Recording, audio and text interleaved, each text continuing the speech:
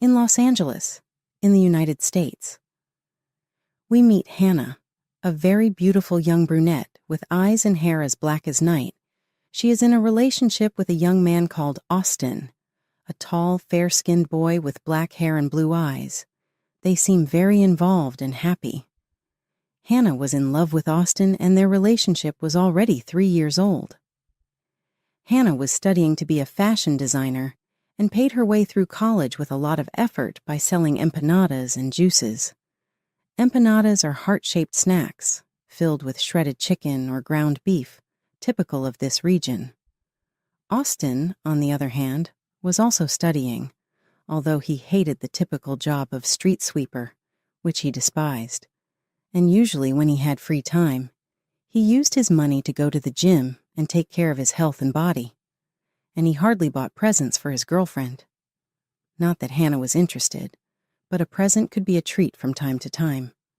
One day, when the couple were having a normal date in a square, Hannah embarrassedly asked, "Darling, when are we going to get married? I hope we can be man and wife soon." And Austin, very embarrassed, said, "Hannah, be patient. When things get better and when life smiles on us, I'll take you to the altar and we'll be happy." And they ended up kissing. Deep down, Austin wasn't interested in actually taking Hannah to the altar. What Austin really wanted was to get out of that life, to have a quick way out of poverty and not be trapped. Although he liked Hannah, but deep down in his heart, he didn't see any future with her by his side. Because for Austin, Hannah was just a poor, dreamy girl who believed she could be a designer selling empanadas and juice on the streets. But things would change one day when Austin was sweeping the street, and out of nowhere, a very chic and elegant woman seeming to have a great social position. The woman set her eyes on Austin and looked at the boy. Although shabby and dirty, she noticed that the boy was handsome. The boy was amazed by the lady. The woman introduced herself as Lucy. She was a very rich socialite. Austin offered to help her with her purchases and put them in Lucy's luxury car. The woman was only 15 years older than Austin, but she still had a slender body and a beautiful, angelic look. As a thank you, the woman took out a card with her name and address on it and a sum of $600 as payment, which left Austin completely thrilled and thinking that he had won the lottery. At the same time, Hannah was working hard selling her empanadas, and with her hard-earned money, Hannah was an orphan, but she was raised by her aunt and uncle, who loved her as if she were their own daughter, and admired her efforts to succeed in life and encouraged her to make her dreams come true. They also helped her invest as much as they could. She also had a great relationship with her cousins, her aunt and uncle's children, who considered her their sister at heart. As time went by, Hannah began to notice that Austin was becoming more and more distant from her and hardly visited her anymore. Hannah would call Austin to find out what had happened, but the call would always go to voicemail. What Hannah didn't know was that Austin was starting to have an affair with Lucy. The filthy rich woman gave the poor boy expensive gifts, like jackets, watches, and even a motorcycle, which began to change Austin's temper. And when he saw all that luxury in that mansion and what the woman had, that's when one day, Lucy said firmly to Austin, "Listen, Austin, let go of that mediocre girl who won't give you any future. You're just wasting your precious time with that girl. I can give you everything you want. I can give you a king's life." But Austin very shyly said, "Calm down, baby. Give me time to break up with Hannah without her making any drama or scandal. I've been with her since I was 17, and it won't be easy to break up like this." Lucy agreed to Austin's request. One unexpected day when Hannah was walking down the street, she was amazed when she saw Austin with a motorcycle, leather clothes, and a very expensive watch on his wrist.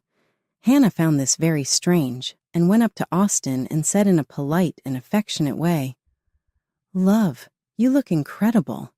How did you manage to have all this luxury, even more so on a garbage collector's salary, which isn't all that much? Baby, unforeseeable things can happen. If you just have a little patience, maybe later on we'll have a decent life and we can get married. replied Austin with a smile on his face. Hannah asked Austin if she could go for a ride with him on his bike, but Austin refused his girlfriend's request. He didn't want to damage the bike. Hannah was embarrassed and thought it was rude of Austin, and she even said it to his face, but Austin said she was being too radical, and it wasn't like that she should be patient, and that it was all for the greater good. Hannah tried to take it in her stride and decided not to make a big deal out of it. Every day, Austin and Lucy's parallel romance became more and more enthralling, and they made promises of love to each other. Austin was enjoying that world, and everything seemed incredible. Swimming in the pool, being able to take care of his health. Lucy was used to seducing boys and taking them places and getting everything she wanted from them. Although Austin ended up finding out accidentally when he went into Lucy's room without her permission to glaze the place, and when he saw in a drawer a book that looked like a Bible, small, with pages decorated with gold. But when he opened the Bible, Austin was amazed to see several photos of boys inside that book. Blonde, brunette, and red-haired boys. It was at that moment that Austin saw that all those boys were former conquests of Lucy, and he began to suspect his rich lover. So Austin left that secret Bible in its place and pretended that he didn't know anything. Austin was about to make a counter plan in case Lucy tried to pass him over or she replaced him with another boy. But it was on an unexpected day that Lucy decided to make Austin stand against the wall, and by means of sentimental blackmail, Lucy said to Austin, "Listen, Austin, I like you a lot, and I want to know if you'll break up with this poor, mediocre girl you're living with. Will you marry me?" And at that moment, Austin, very surprised by Lucy's position, retorted, "Are you sure what you're talking about? If not, I don't want to break up with Hannah for nothing, you know that." But Lucy assured him that she was sure of her decision and would not give up on her goal. Although Lucy was a wealthy woman, she was a lover of pleasures, and in this case she proposed marriage to Austin because she liked the boy. Although Austin was between the cross and the sword, he had feelings for Hannah.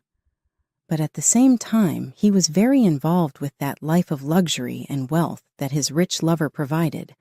The boy accepted Lucy's proposal and promised that he would break up with Hannah at the weekend. Lucy smiled and could finally have the boy in her web, like a spider when it catches an insect. But Austin was already aware that he could be discarded.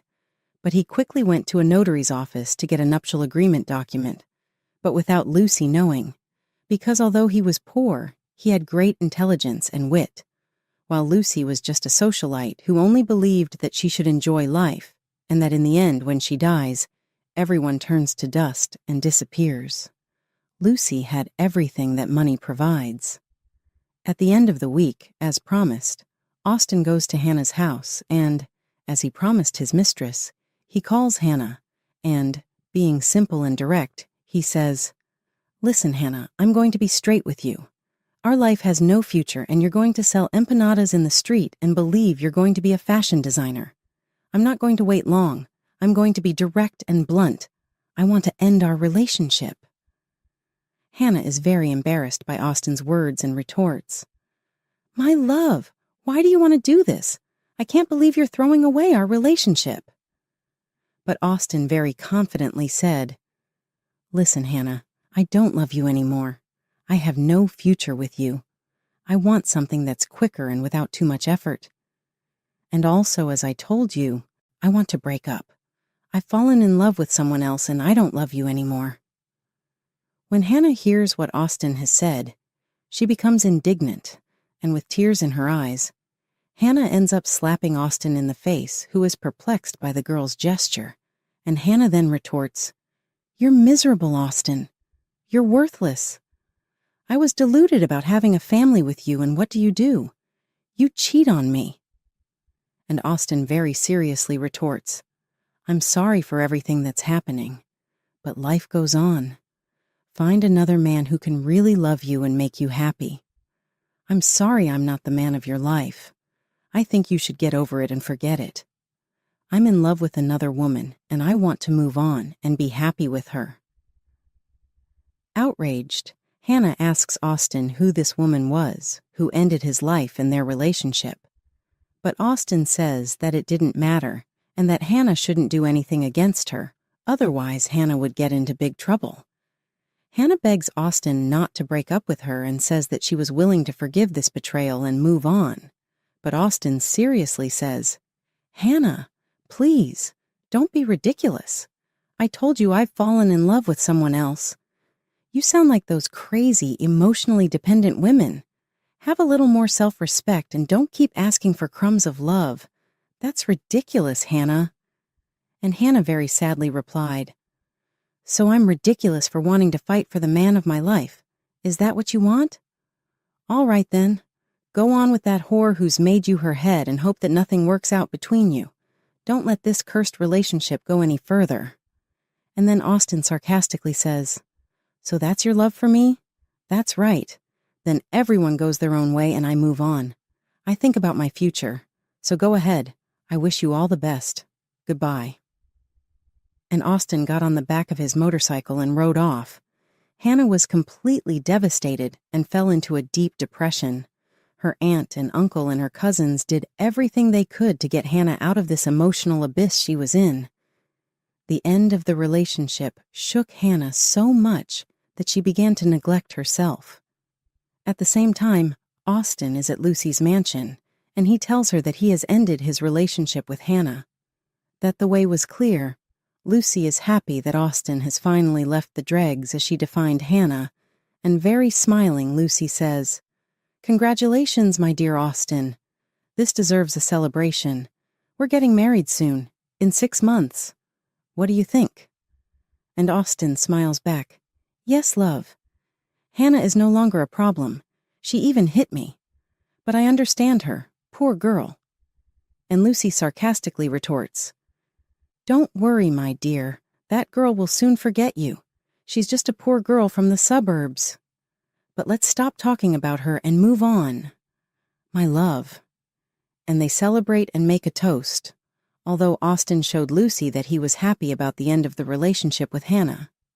But Austen inside regretted breaking up with Hannah, but he believed that survival and a good life were much more important. At that moment, Austen took advantage of the fact that Lucy was drunk and completely intoxicated and asked her to sign a piece of paper saying that it was something important for their future. The confident but drunk woman signed the paper that Austen gave her in a naive and totally stupid way.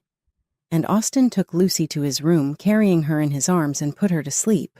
And Austen more than quickly kept that document with him, which was the nuptial agreement. 6 months had passed, and Hannah, with the help of her family, managed to get over this loss with a lot of effort, and took with her the words that Austen had said to her. She was still very hurt. She wanted to free herself from any feelings of love that she had for Austen. She ended up burning all the few gifts and photos of Austen and went back to her fashion design course. She had decided to look at life with different eyes. But one day when she was reading the newspaper, she saw the photo of Austen and Lucy in the paper, announcing their wedding.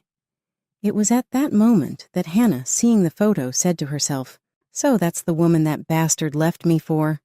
Now I see what he always wanted. Money. I hope he makes good use of it. Now I see that this guy was never for me." At first, Hannah wanted to make a scandal on Austen and Lucy's wedding day, but Hannah preferred to put that aside. With dedication and effort, Hannah manages to finish her designer course, and everyone goes to her graduation. Hannah's uncles and cousins are very happy, and Hannah would now reap the rewards of her work, over time, at her job in a fashion gallery. Hannah meets another designer by the name of Dylan, who, on seeing Hannah, is amazed by the girl. The young man was a natural redhead with an athletic build and brown eyes, and without wasting any time, Dylan begins to use all his charm to seduce Hannah. Dylan understands the girl and accepts her decision, deciding to be just her friend. But the young designer wasn't willing to give up and would do anything to win Hannah's affection.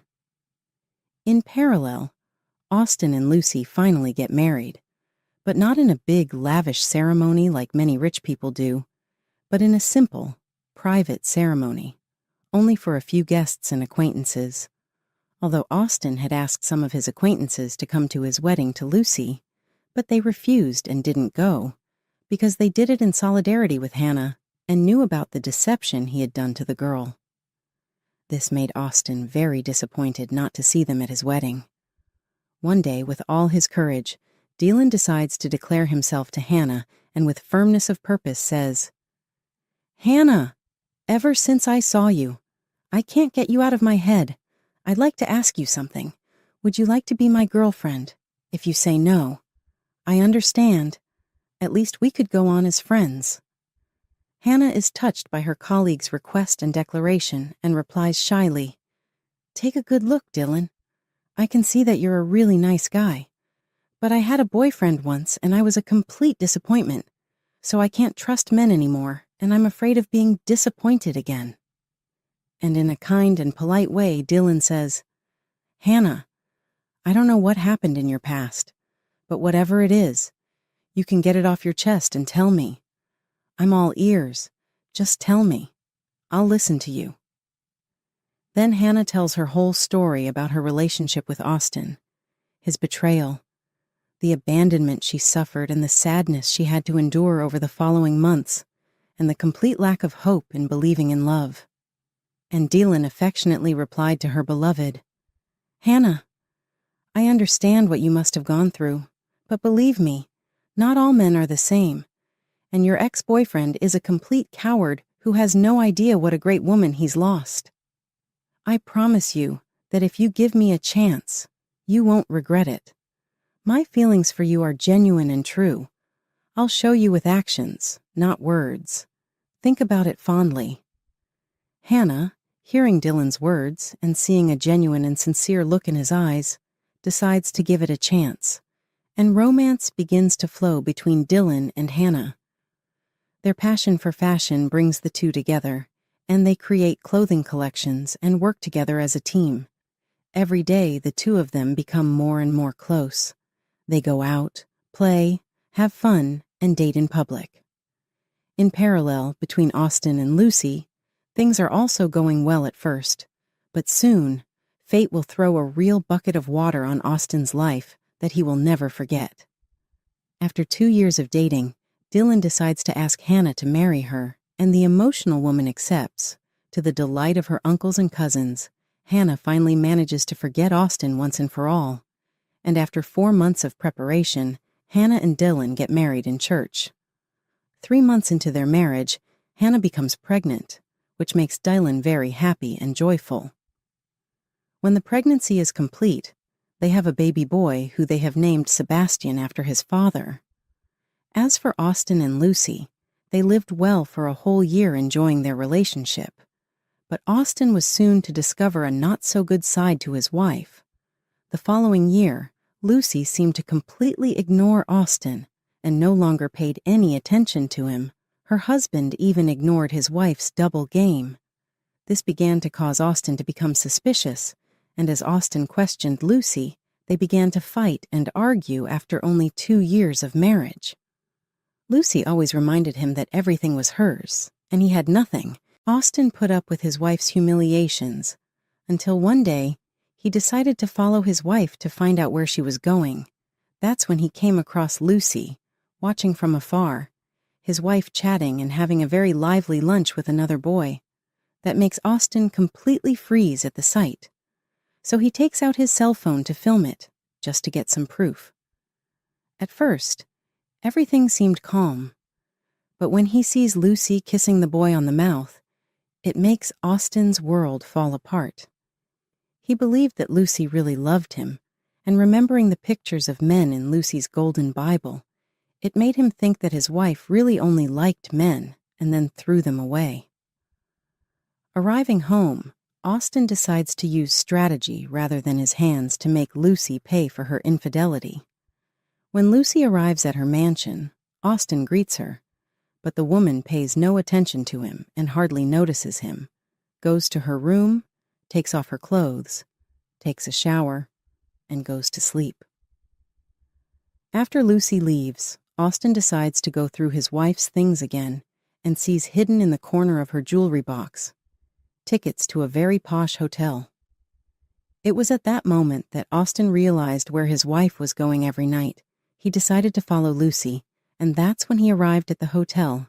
And seeing Lucy and her lover enter the hotel, he waited for her to ask for the key, and entering the place, wanting to get to know the place, because he was well dressed. The staff thought they were just another customer and didn't mind letting him in. And when he saw the number of the room where Lucy and her lover had entered, the hotel employee who was there didn't let him in, but Austin offered the employee some money to open the door. Because it was his wife who was there, he took out a wad of bills, and the very greedy employee quickly took the spare key.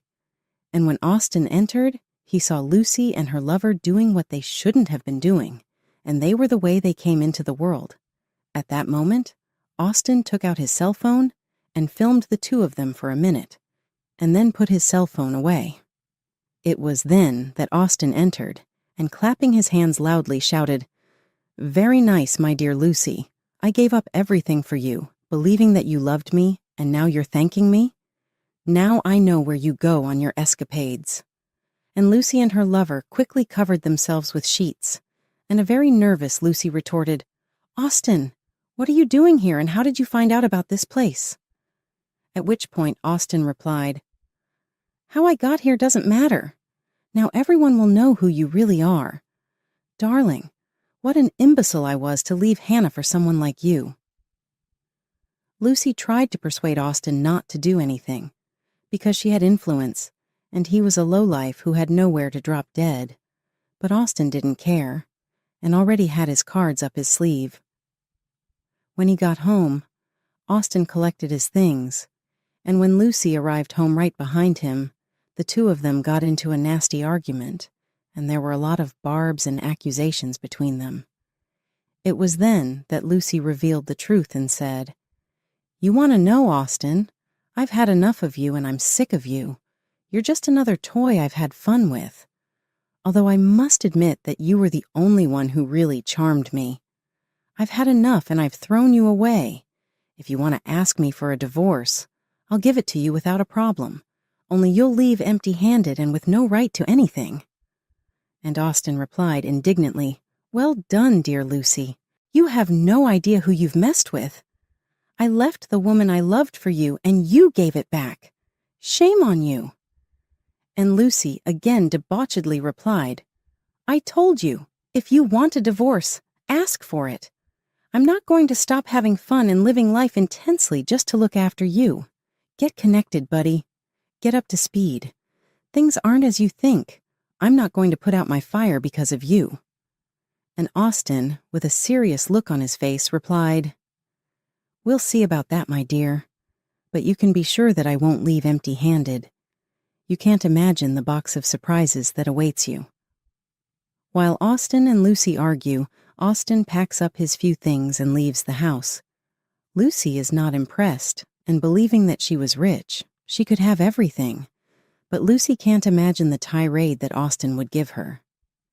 Lucy signed the divorce papers without hesitation, but soon received a notice of division of assets for infidelity.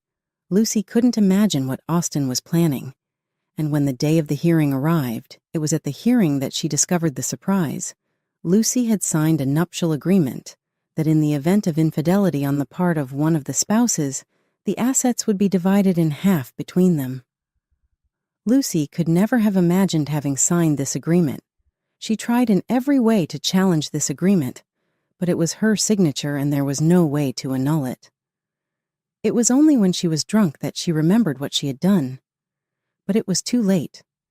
And since Austin had presented proof of Lucy's infidelity to the court, and feared that his reputation would be ruined, and didn't want it to be made public.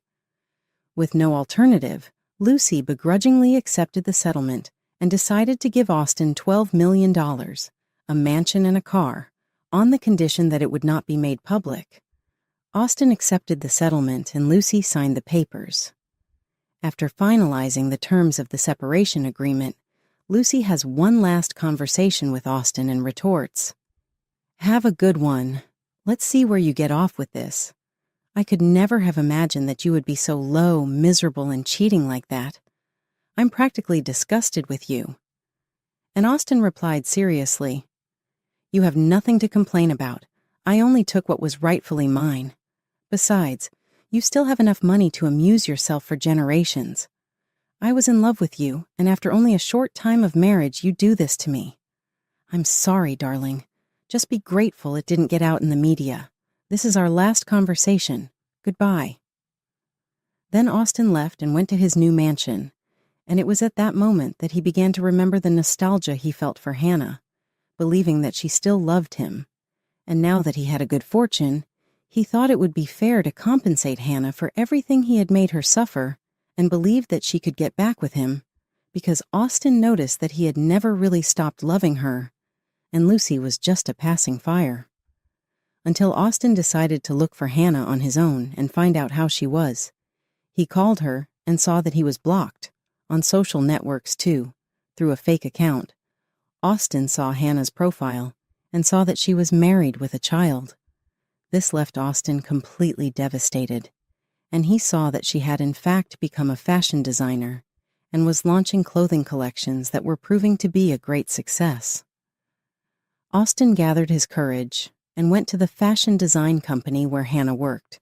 He stood at the reception desk waiting for Hannah, and it was at that moment that he saw Hannah coming out of a room, and his eyes lit up at how beautiful she looked, radiant and perfect, and preparing her speech to win back the love of her life, and saw the woman with her little son.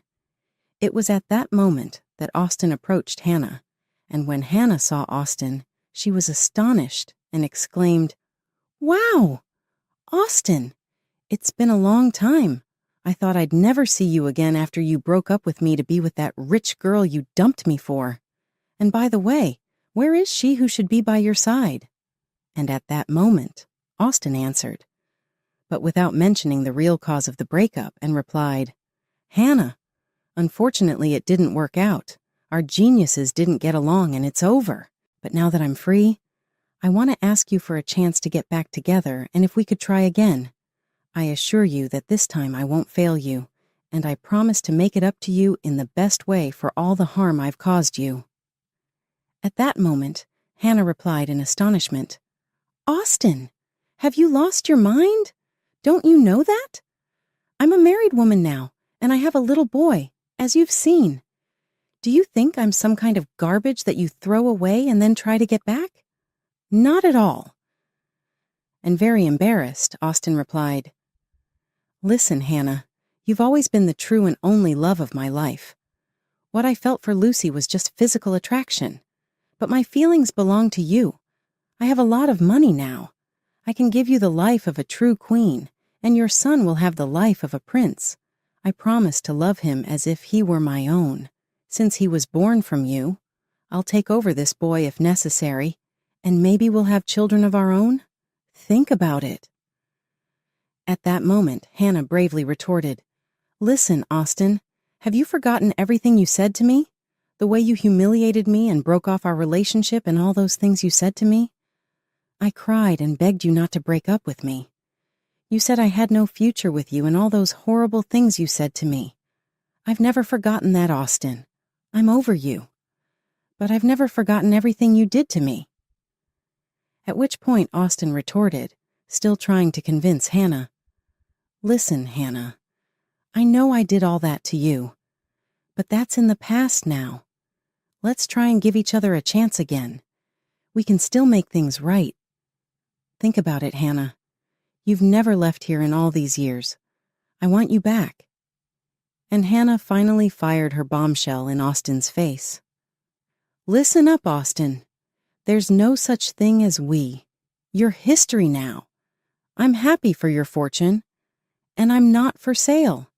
I'm not a commodity that can be bought and then thrown away. If there's one thing I have that you don't, it's dignity, self-love, and willpower. I'm no longer that naive girl in love. Now I'm a woman who is firm in what she wants. Unfortunately, I'm sorry for you, Austen. But you've wasted your steps and your hopes by coming here. I wish you all the best. But I wouldn't go back with you if you were the last man on the face of the earth. Be happy with your millions, and I'll be happy with my family." Austen was completely shocked by Hannah's words. He was seeing the consequences of having despised his beloved in the past, and now she was rejecting him. Deep down, he saw that his efforts had been in vain. And gently, Hannah said, "Austin, you'd better go and let's forget what happened between us. I hope you find someone who loves you as much as I loved you. Be happy and may God bless you. Please. Go away because my husband Dylan might show up at any moment and it might not end well. Just go away. I'll be forever grateful for the things I learned from you. Now I'm out of here. Live your life and enjoy the millions you've made. Please." Austin, totally humiliated and embarrassed, leaves the agency and goes to his mansion. Austin realizing the hard way that he has lost Hannah forever. Hannah, Dylan, and Sebastian live peacefully as a family with pure happiness and a true union. Austin, on the other hand, was with his millions, surrounded by luxury and comfort, but completely alone and without the love of his life. Sometimes he looked at Hannah's social media and saw how happy she was with her husband and son. He mentally imagined himself in Dylan's place, believing he was the leader of that family. Unfortunately, the only thing left to do was to keep his fortune, but completely alone, only receiving visits from his family, which was the only thing that still served as consolation. Austin decided to leave Hannah out of his life and would try to move on, although he still missed Hannah and the times they had dated. He could never really forget Hannah and deeply regretted not having her by his side. Lucy, on the other hand, remained reclusive and reserved. She kept her millions, but was completely frustrated at having been deceived by Austin, who was the only lover who had passed her by. But they